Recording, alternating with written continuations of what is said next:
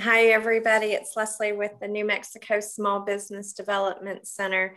I'm here with Anna Lena, and today I'm excited to present Chad Cooper, a cybersecurity expert.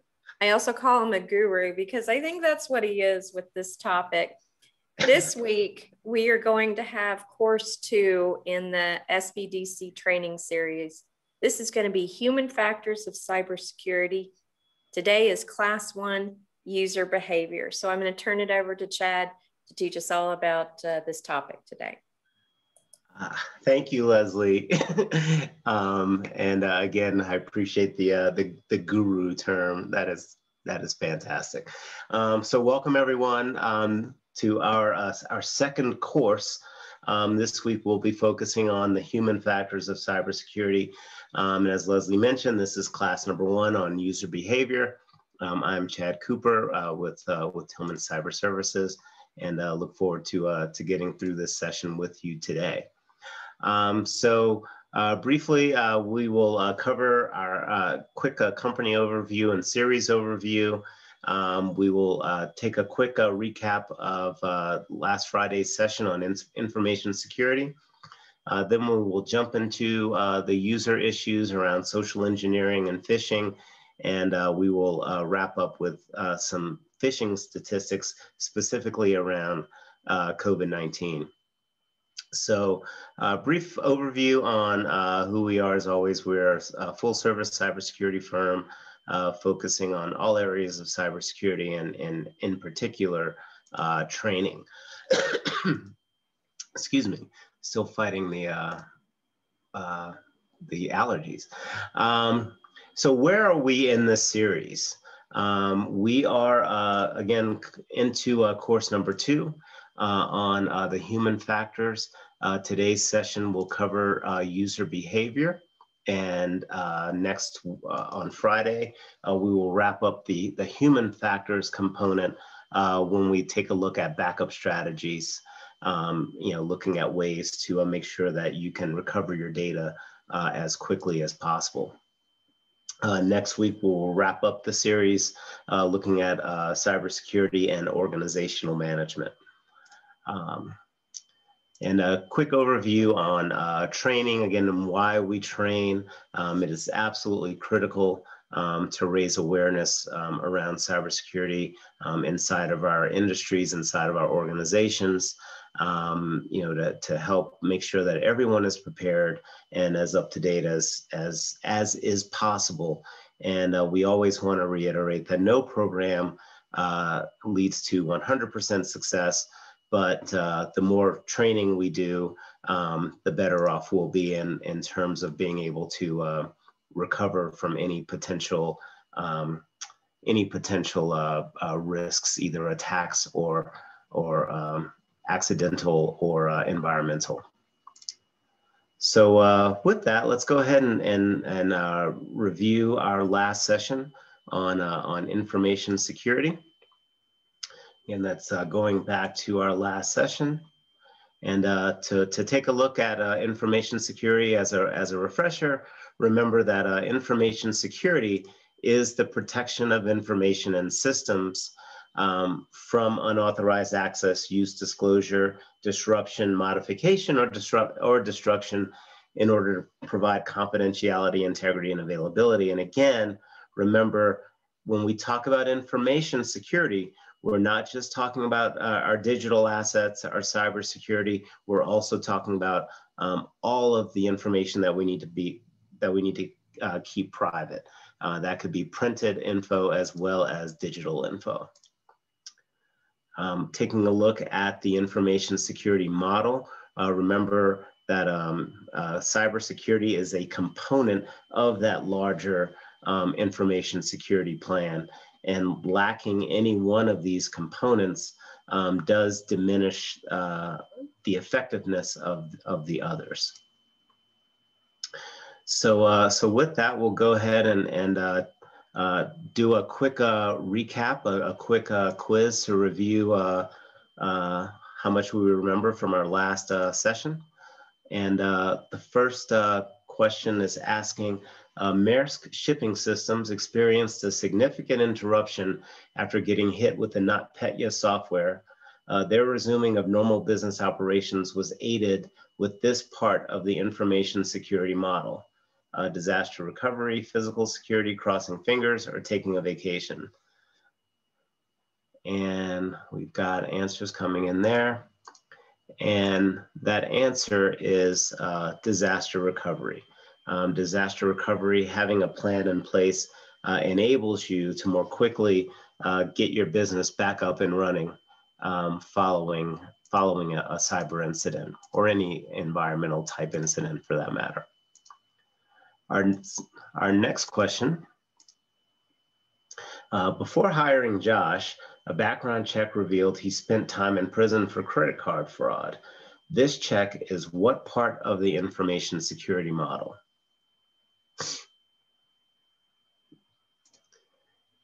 And that is correct. We've got personnel security. That is the background checks, making sure that you are not bringing people into your organization that could potentially cause you harm. And let's go on to the next question. Let me see here. This is always a little click trick. Okay. So our next question: Lumina ensures that her clients' and employees' personal information is protected. She focuses on what part of information security?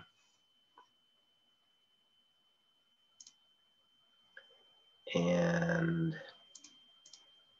our answer there is privacy. So great job there. And going on to the next question. At the end of work, Brock forgot to lock his sensitive documents in his file cabinets or secure his computer to his desk. When he returned the next day, his computer and documents were missing. Brock demonstrated poor what?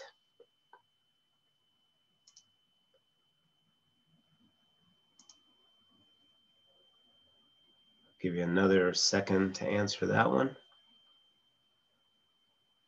And our answer for that one will be physical security, keeping in mind that physical security is the actual physical securing of our assets, whether it's our computers, our sensitive files, or what have you.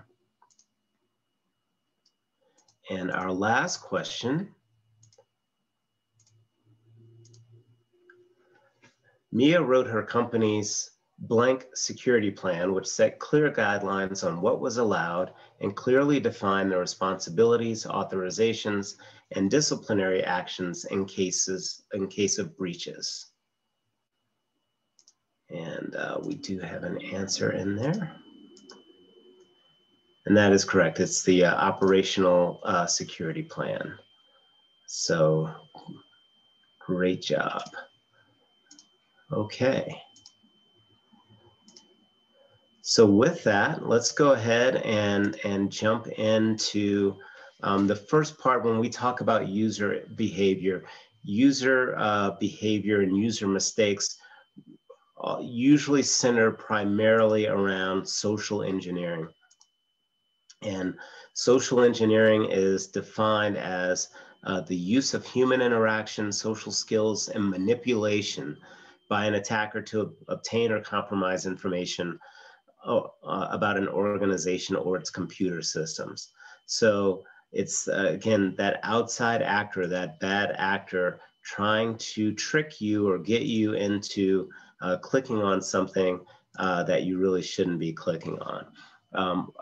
Over 90% of breaches on networks are from some sort of social engineering effort. So what happens in a social engineering attack? It could be someone that seems unassuming or respectable, friendly. Again, that person's probably trying to generate some degree of trust. They may be claiming to be a new employee or a repair person or a researcher. Could be offering credentials that may even support that identity. However, by asking questions, he or she may be able to piece together enough information to infiltrate your organization's network. And if they're not able to necessarily gather enough information from you or from one source, they may be able to contact another source in the organization and rely on the information from the first source to piece together more information about the organization and also add to their own credibility. You know, we as humans, we're naturally inclined to trust. So someone mounting a social engineering attack is really preying on our willingness to trust. So it's important for us as end users and potential victims to make sure that we always remain vigilant and aware of someone trying to manipulate us. So I do have a fun video for you, but I think this one really drives home just how potentially easy it can be for someone who's casually asking questions to piece together the information they need in order to get your critical information. So we'll take a few minutes and watch this video, and we'll talk about it on the other side. You know, we've been hearing a lot about cybersecurity lately, largely because of what happened to Sony. Companies and individuals are more concerned about the safety and privacy of their information than ever. President Obama has unveiled a number of new proposals this week to crack down on hackers, and he plans to address this in the State of the Union speech on Tuesday. And it's great that the government is working on this, but the truth of the matter is we need to do a better job of protecting ourselves. You know, the most popular password in the United States is password 123.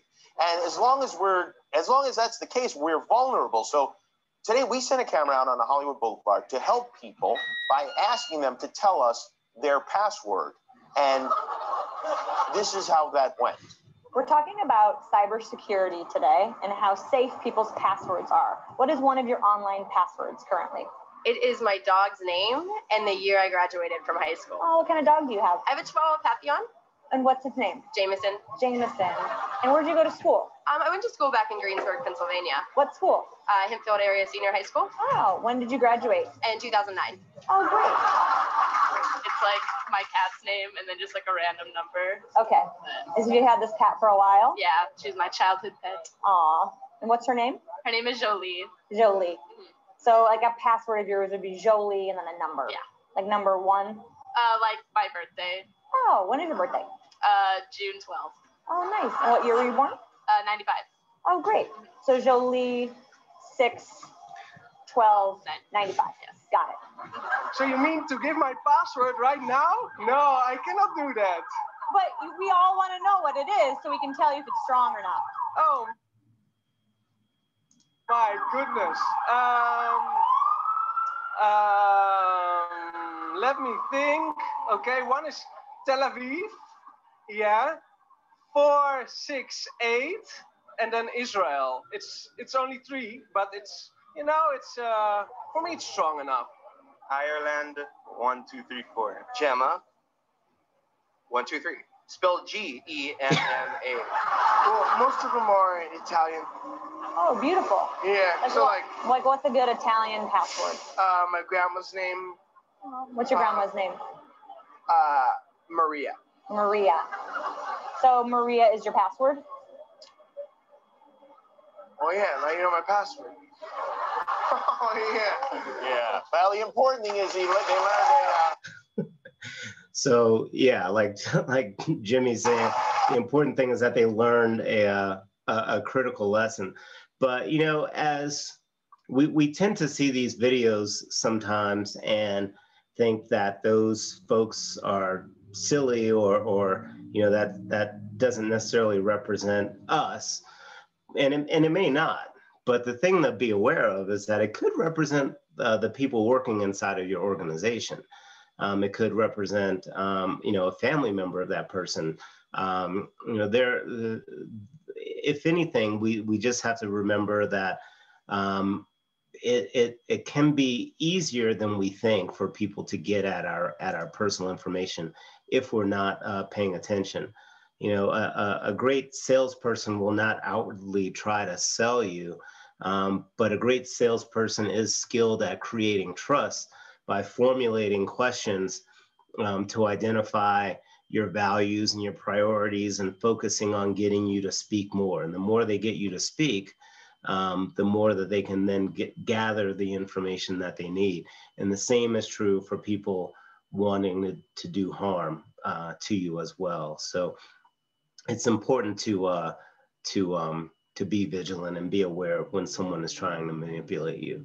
And there are two different primary types of social engineering. There's the human base, which is what we just witnessed, right? That person-to-person contact, attempting to get you to divulge your information in some form or fashion. The other version, and the version that we see through email attempts and texting and so forth, is the computer-based social engineering, interacting with you over the computer, over your cell phone, over your iPad. And again, still attempting to retrieve information, but ultimately trying to install some form of malicious software onto your machines, causing harm to your organizations. Okay, I was just checking the chat to make sure that we didn't have any questions, and moving along. So when we think about social engineering and what attackers are trying to do, we have to understand that attackers are plotting and planning. They are well planned, these social engineering attacks. And what they will do is try to research your business information. Who are your associates? Who are your clients?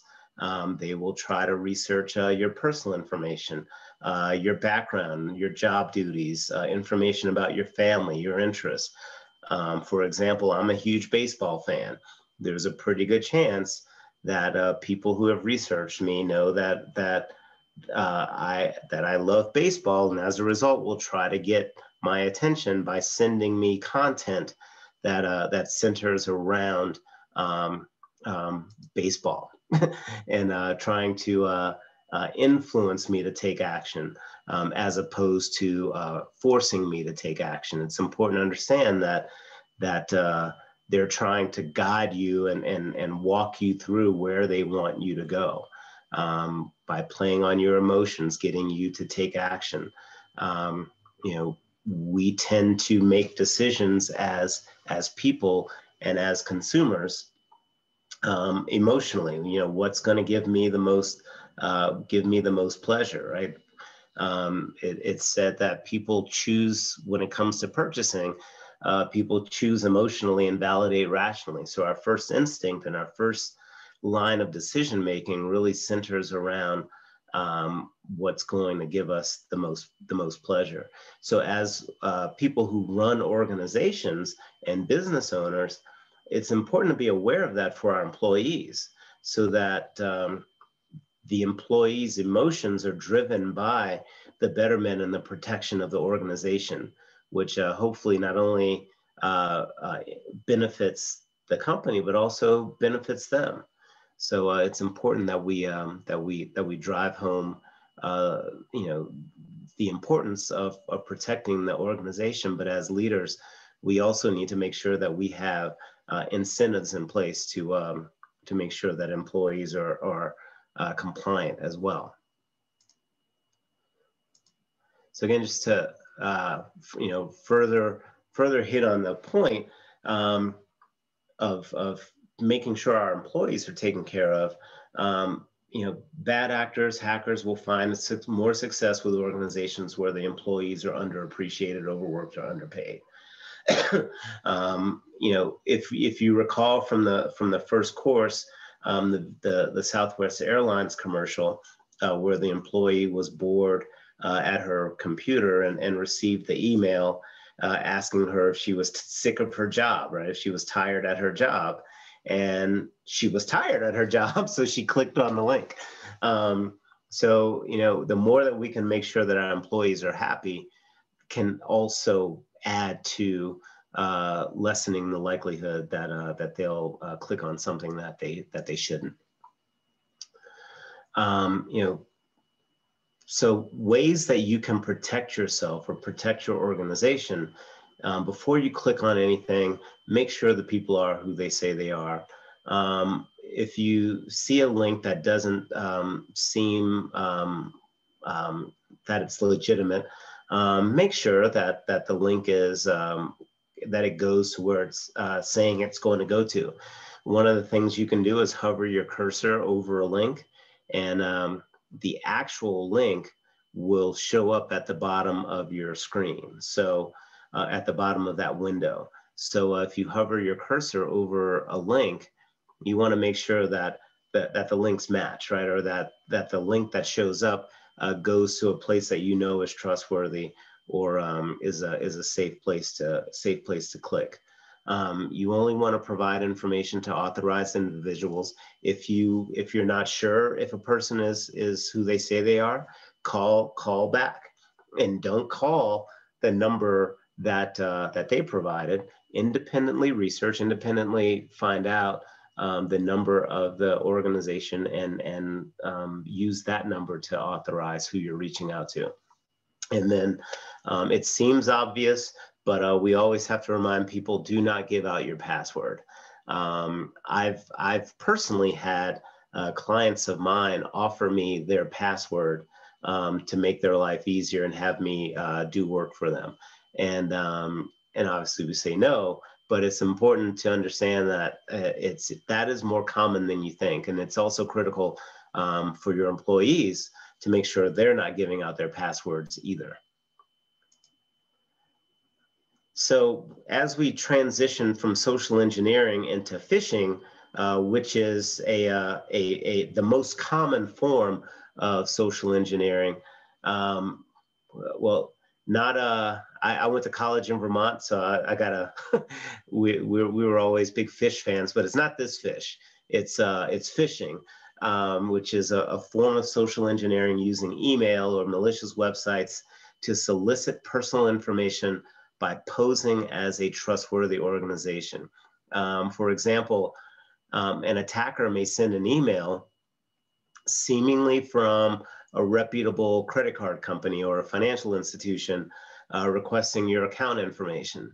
A lot of times they may suggest that there's a problem with your account, hoping that the user will respond with their personal information that the attackers can then use to access those accounts. So that's one form of phishing attempt. Email is the primary way that that phishing attempts are made. 94% of malware are delivered by email, by getting you to click on something inside of your email. Phishing is the #1 social engineering attack vector. There are other kinds of sort of little offshoots of the concept of phishing, but they're all basically the same.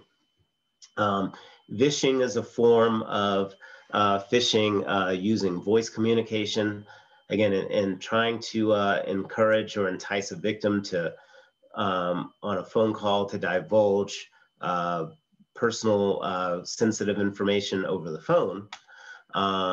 In some cases, voice over internet protocol can be used to spoof a caller identity, pretending to be someone else. 83% of information security professionals reported these types of attempts in 2019. So they are common. So we don't want to think that phishing attempts can only occur over the computer. Another type is smishing, which is the same idea, but over text messages, being sent directly to your cell phones. Again, you may receive texts containing links to malicious sites, and this occurs 84% of the time. So this is pretty common. Those, especially now with COVID and our lives being so connected with our, getting information on car warranties and you can go down the line of all the different text alerts that you're receiving. It's important to know when those are legitimate and when they're not. Then there are different types of phishing attempts and different terms that you may have seen, from mass scale phishing, which is just bad actors, fraudsters, just casting a wide net and seeing who will respond. We mentioned in a previous class that the attacker can be wrong 10,000 times. They can send out messages thousands of times, and if no one responds, they don't respond. We can't be wrong once. So these mass scale phishing attempts, the hope is that they get someone to respond. Then there are the more targeted types of attempts, like spear phishing, where they're tailoring their attacks to a specific victim or group inside of an organization, using the personal information that they have. Or there's whaling, where they're targeting someone large inside of a company or organization, like a CEO or someone prominent inside of an organization. Excuse me. Going back to some more statistics, the targeting phishing attacks in 2019, 90% of organizations face those. So again, these things are happening regularly, and it's important for us to be aware of that, so that we can better protect ourselves, and again, not assume that we're not targets. So when we think about these phishing attempts and these mass attempts at getting our information, when we receive them over the computer or over a text, and we know that we don't know where that information is coming from, we don't know what the source is, we treat it as such, right? For the most part. But this next video takes another kind of funny look at, what if a phishing attempt were an actual live person sitting in front of you, and how we would react if the phishing attempt were a person.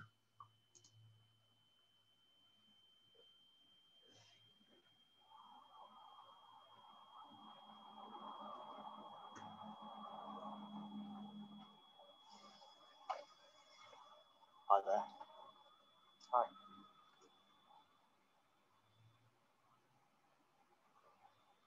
Could you do me a little favour? Go on. Can you write your mother's maiden name and PIN number down on here for me, please?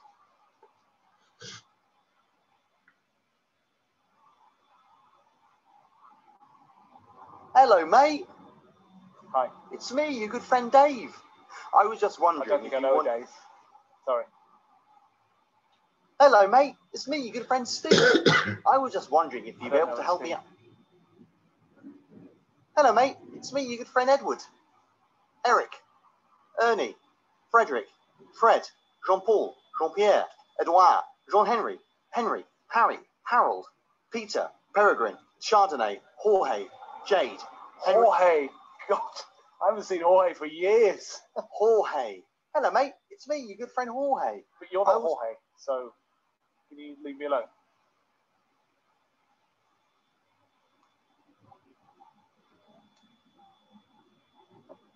Did I mention I'm a Nigerian prince now? Can you leave me alone?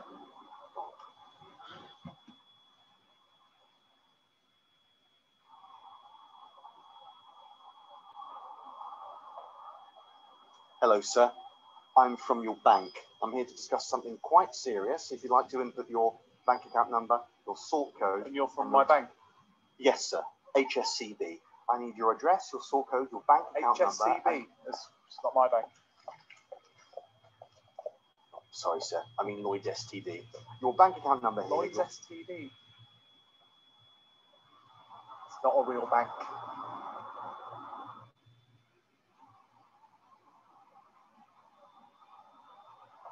Hello? Got that thing you wanted? Sorry, what? The thing you wanted. It's in here. That's Not mine, mate. Go on, take it. It's yours. No. What is it? It's that thing you bought today. I didn't buy anything today. Go on, take it. Open it. No, I'm not going to open it. It could be anything. Leave me alone.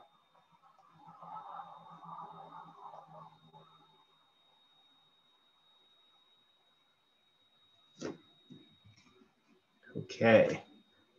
So what's great about this guy is that, you know, we look at him and he's so creepy in his approach, which is very similar to what comes in our inboxes. But we have to remember, if we would never give our information to this guy, you know, we definitely don't want to do the same thing or give that information to someone over a text or over an email. So what are the bad actors looking at? You know, what are they trying to take advantage of? And the short answer pretty much is everything. Whatever current event, whatever is happening in the world, whatever bad actors know is something that will trigger an end user, they'll use it. Obviously, we're going through COVID now, and you know, we've seen some of the statistics on what's been happening with attackers using that as a way to influence people to click on their emails and other phishing attempts. But there are other events as well. In Katrina, you know, I'm from New Orleans. I can tell you that my family down there received a lot of phishing attempts during that time. You know, there's always IRS scams. You know, we went through the most recent presidential election, and you were probably getting a lot of text messages sent to your phones, and probably a lot of those were legitimate, but bad actors were certainly taking advantage of that time as well. And then there's holidays, you know, Christmas and you know, Easter, you know, different holidays, and that bad actors will take advantage of, especially around shopping time. So what are some of the indicators of the phishing attempts? And we went through an example of a phishing attempt email in our first class, and we'll revisit that one again. But things to look out for, you know, suspicious sender's address. Does that email address where the email is coming from, does it look legitimate? Cyber criminals will often use an email address that closely resembles one from a reputable company by altering or omitting a few characters. You know, generic greetings and signature, you know, an email saying, you know, dear valued customer, or dear sir. You know, there's a lack of that personal touch inside of an email, whereas a trusted organization will normally address you by name and provide their contact information. There may be spoofed hyperlinks or websites. And again, if you hover your cursor over links in the body of an email and those links don't match the text that appears, then it's likely a spoofed email. And in some cases, a malicious website may look identical to a legitimate site, but the URL may use a different variation in spelling or a different domain, like using .net instead of .com or .org instead of .com or something along those lines. And additionally, cyber criminals may use a URL shortening service to hide the true destination of the link. And then there's, you know, bad grammar, poor spelling, poor, you know, bad sentence structure. You know, reputable institutions will typically have a dedicated person or, you know, dedicated department that will produce, verify, and proofread customer correspondence before it goes out. And then finally, you know, look out for suspicious attachments. So, you know, again, cyber criminals may use false or false sense of urgency or importance to try to persuade you to download or open attachments without examining them first. So make sure that whenever we see those emails that could be questionable, that we take time to make sure that they're legitimate. So here's the example of the phishing attempt that we covered in the first class, and we'll review it briefly. And this was an example of a coronavirus-related phishing attempt. And again, creating this email tries to create some sense of importance, some sense of urgency by letting people know this is an important coronavirus update with what looks like a spoofed email from the World Health Organization, the WHO. So instead of the WHO being in the domain for the email, it's actually in the name part here, but the email is actually coming from protonmail.ch. So again, another big red flag there that is probably not the World Health Organization. Here we have the email filter that's actually doing its job to remind you that this email is coming from outside your organization, and to be careful before you click on any links or attachments. Again, there's that dear citizen, that's that salutation that's generic, and this is trying to create some sense of authority by saying that the orders are coming from the president of the WHO,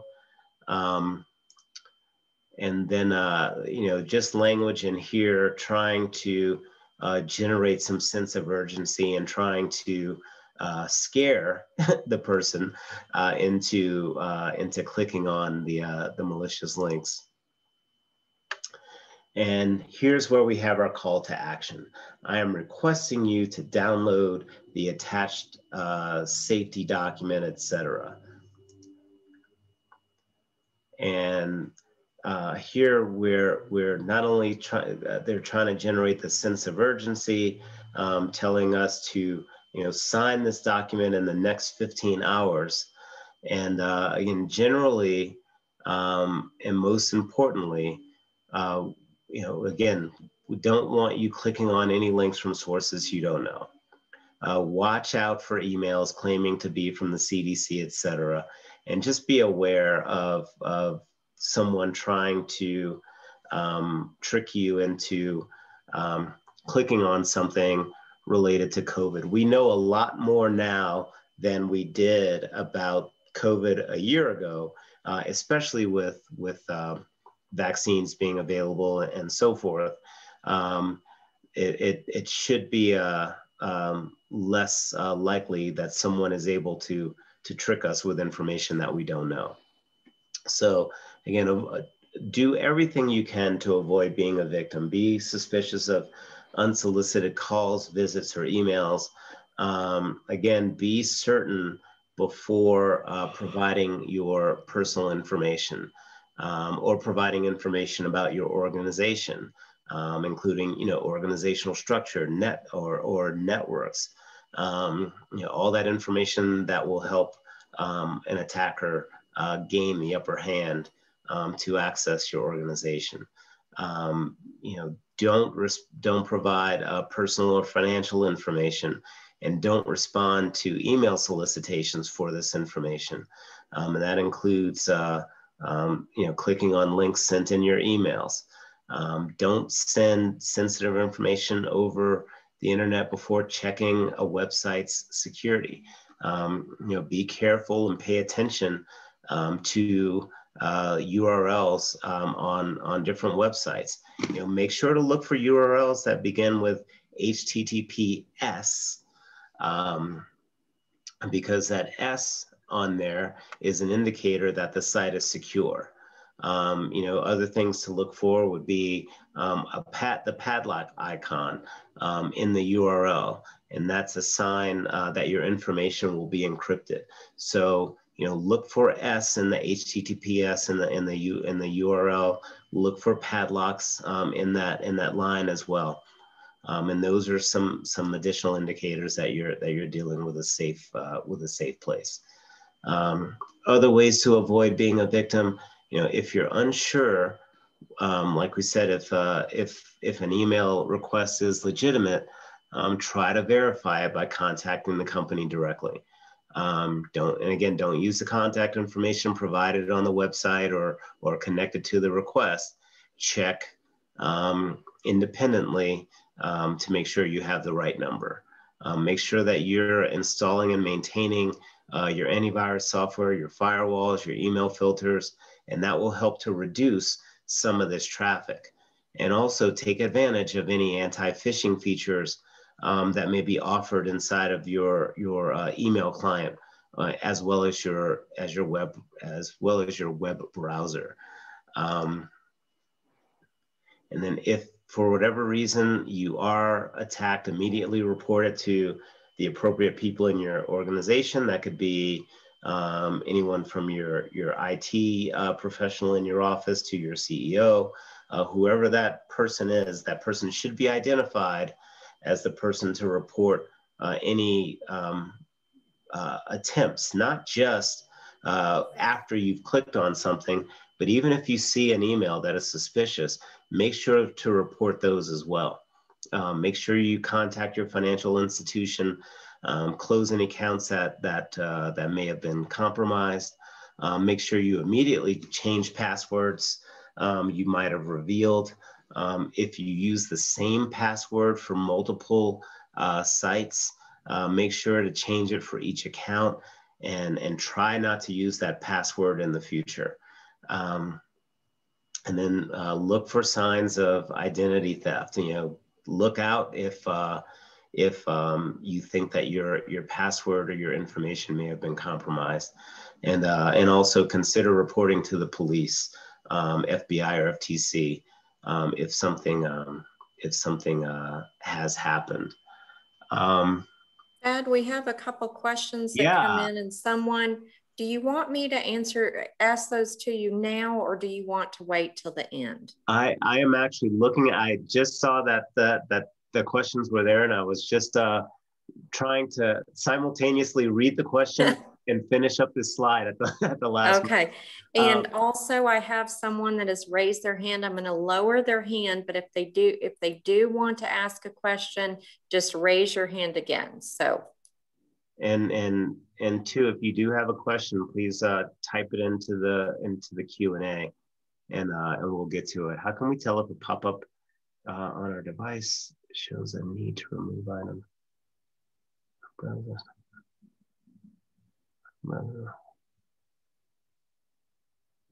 Okay. So in some cases, and this is Karina's question, and if you want to read it out loud, because we do have these pre-recorded on demand, and someone may be looking at it in the future and wondering what the question was. Mm-hmm. So the question is, how can we tell if a pop-up on our device shows a quote need to remove item running in background? Web, and then it reads a web browser, stop running this script.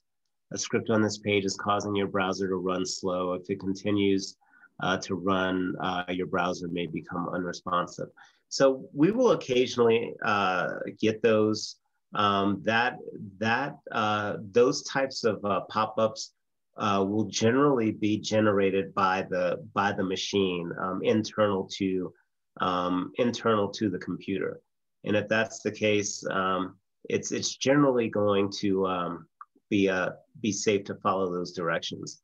But again, you just have to make sure that those pop-ups are generated by the computer, and these types are typically internal to the machine. So quick information, and this info is included in your handout, in your packet. If you think that you are a victim, you can forward phishing emails to the Anti-Phishing Working Group or to the FTC. It's interesting, if you ever have been to the FTC website and actually look at some of the complaints and issues that they track with different organizations providing fraudulent information.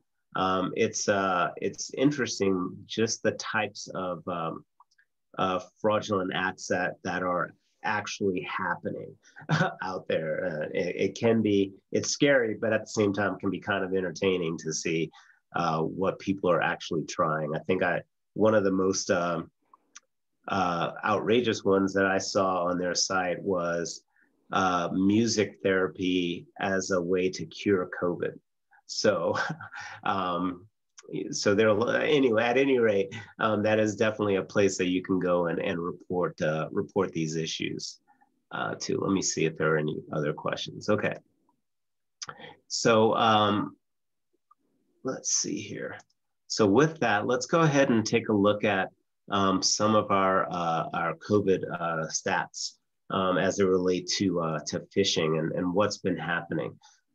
Since the beginning of COVID, there's been a significant increase of phishing attacks.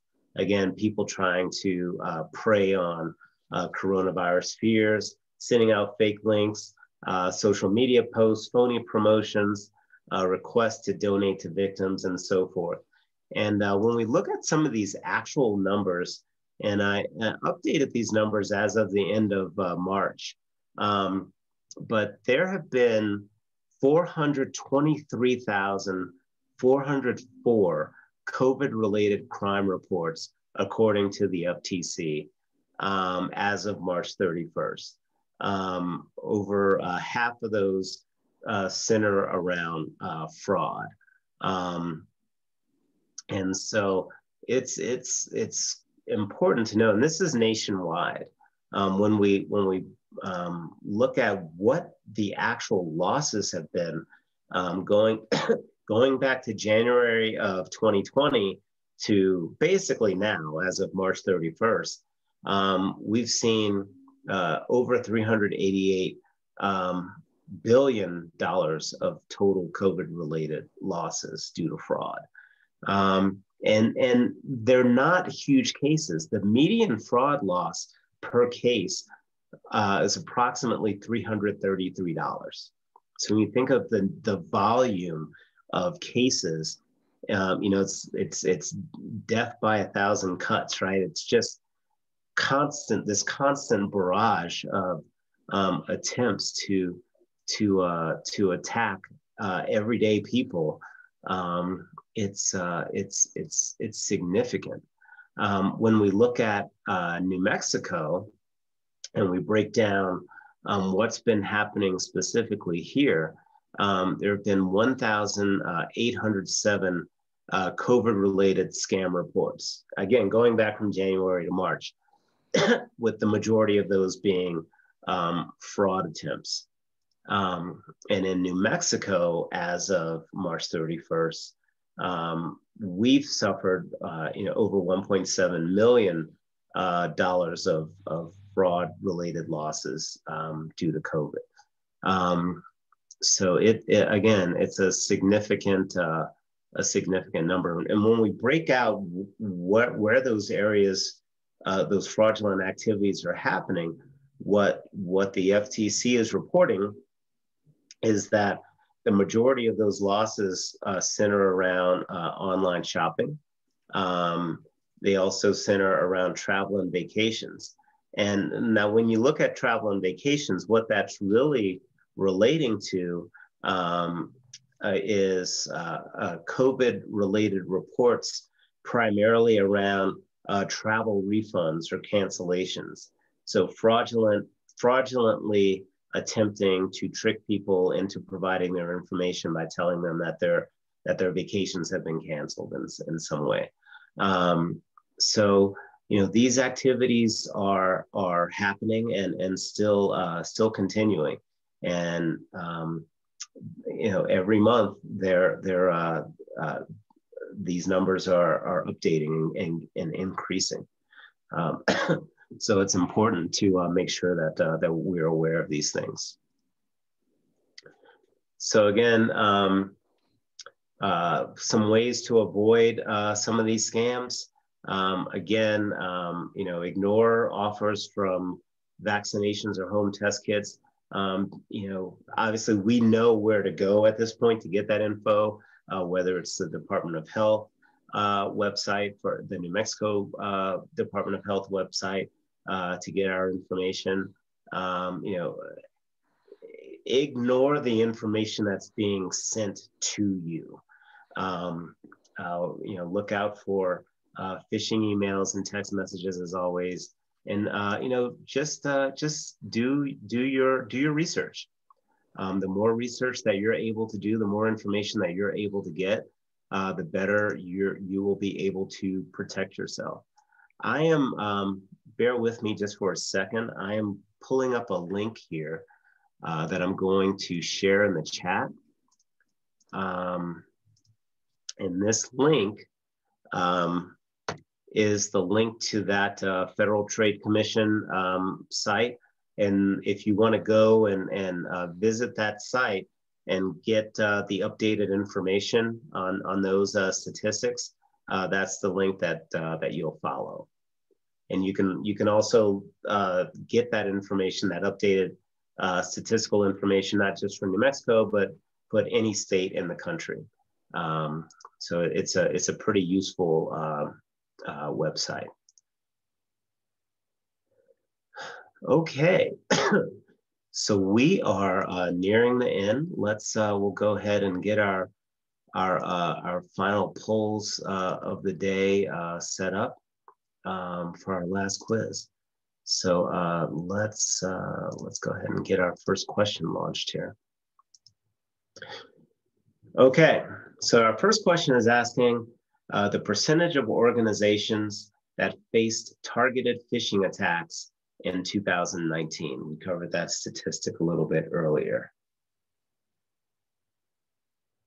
Let's see if we get answers to that.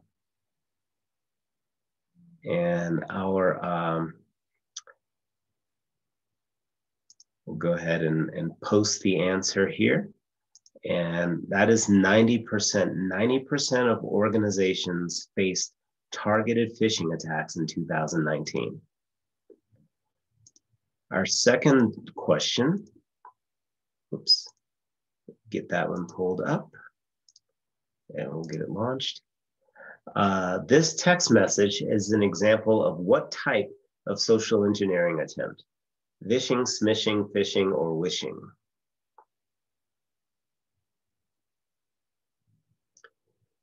And we've got our answers coming in, and our answer is smishing. You know, text messages, the SMS messaging is where we get the term smishing. So good job everyone with that. Let's go ahead to the next question. This type of social engineering uses voice over internet protocol to spoof caller identity. And again, we have vishing, smishing, phishing, or wishing. And our answers are coming in. And our answer is vishing. Again, vishing with a V, voice. And there it is. Okay, sorry about that. Let me get to the next question. And we'll launch it. Social engineering is well planned. Attackers may research which of the following: your business info, your client info, your personal info, or all of the above?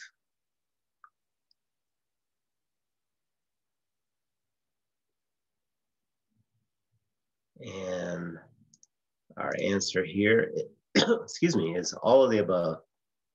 They will research everything. Anything they can get their hands on to get the upper hand, to get you to divulge as much information as possible, they will research it. So it's important that all of this information is protected as best you can. And our last poll question of the day: proactive training and awareness program should be updated when there are significant changes to the threat, or at least when. daily, weekly, monthly, or annually?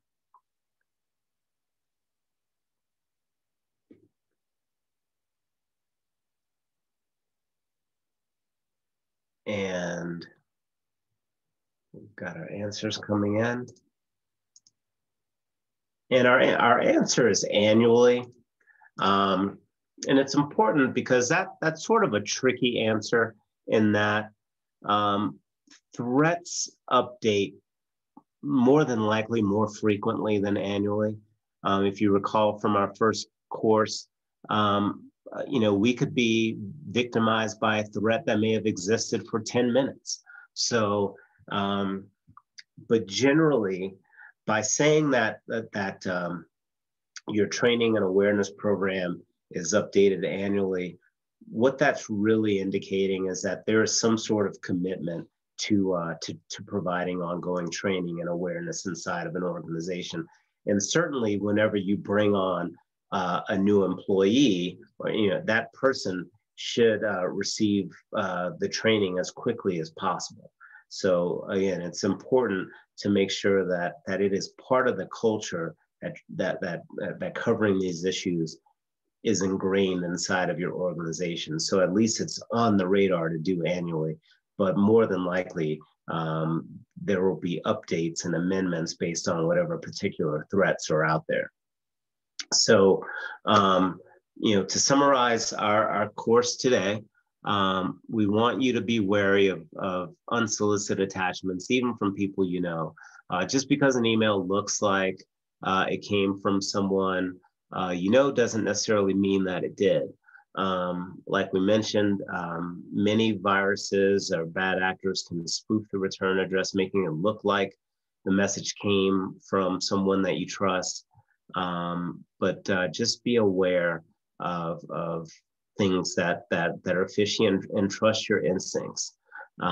It's if you're not sure about an email, save it, scan it, report it to the person inside of your organization that is charged with reviewing those things, and make sure that you disable any options to automatically download attachments on your devices.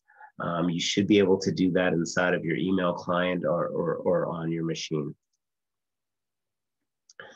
And make sure also to create separate accounts on your computers. Your default authorization on your computer,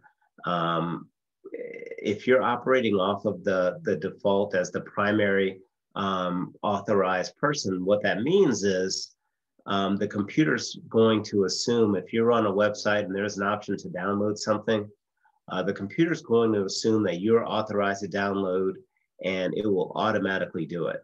But if you create a second account, say it's user 2 or whatever you want to call it, the computer will assume that you are not the primary authorized user on the account, and will therefore prompt you before it downloads anything.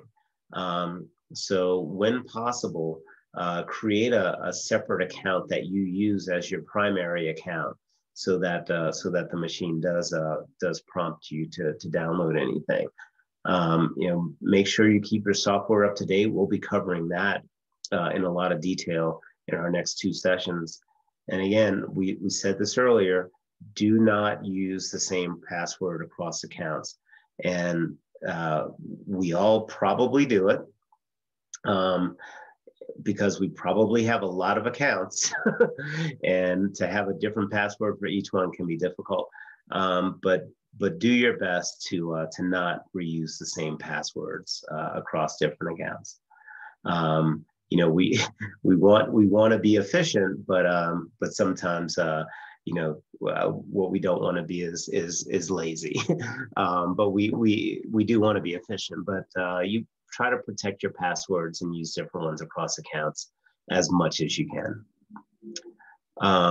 So with that, again, always want to remind you, it really just boils down to thinking before you're clicking, and being aware that someone may be trying to take advantage of you.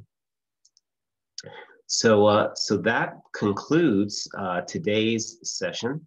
I'm just looking here in the chat really quick. Okay, that was just Annalena. So that concludes today's session. On Wednesday, we will cover backup strategies, and that's going to be on Friday. That will be on Friday. Did I say Wednesday? You said Wednesday, yeah. I meant Friday. Thank you, Leslie. You're welcome.